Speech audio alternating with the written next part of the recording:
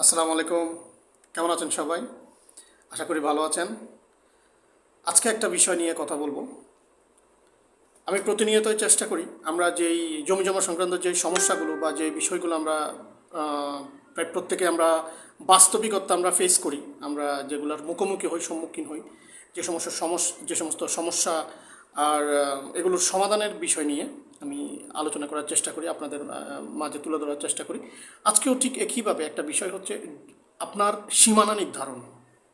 সীমানা নির্ধারণ বা যেটা সীমানা আমরা যেটা বলি, আমরা মনে করেন আমরা কীভাবে সীমানা নির্ধারণ করি, বাউন্ডারি ওয়াল দিয়ে অথবা পিলার দিয়ে, কাঁটা তারের বেড়া দিয়ে, যে যেভাবে যার যেরকম সামর্থ্য আছে, কিন্তু সীমানা নির্ধারণ করাটা অত্যন্ত জরুরি।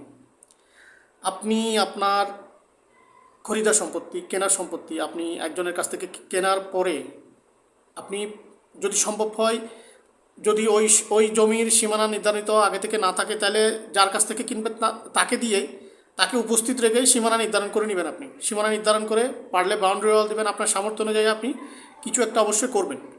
আপনি বাউন্ডারি ওয়াল দেন বা অন্য কিছু দেন, আপনি ওইটা অবশ্যই আপনাকে করতে হবে, সীমানাটা নির্ধারণ করতে হবে।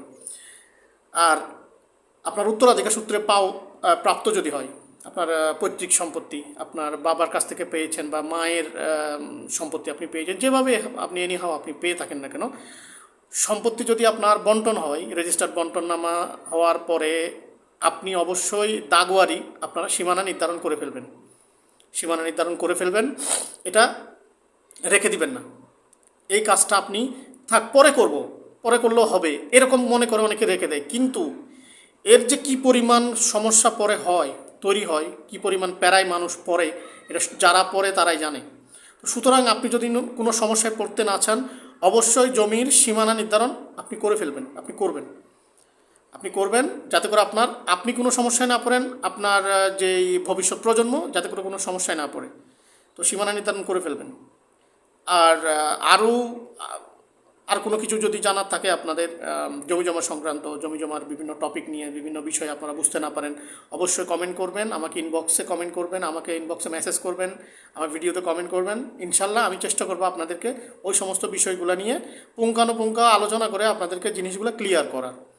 আর আমার চ্যানেলটা আপনারা সাবস্ক্রাইব করেন, আমার ভিডিওটা আপনারা লাইক করেন, শেয়ার করেন, যাতে করে আমি আরও উৎসাহিত হই আপনাদের জন্য ভিডিও বানানোর, এবং আপনাদেরকে নিত্য নতুন জমি জমা সংক্রান্ত বিভিন্ন আপডেট আমি আপনাদেরকে দিতে পারি, বিভিন্ন বিষয় নিয়ে আমি আলোচনা করে আপনাদের সমস্যার সমাধান ইনশাল্লাহ করতে পারি।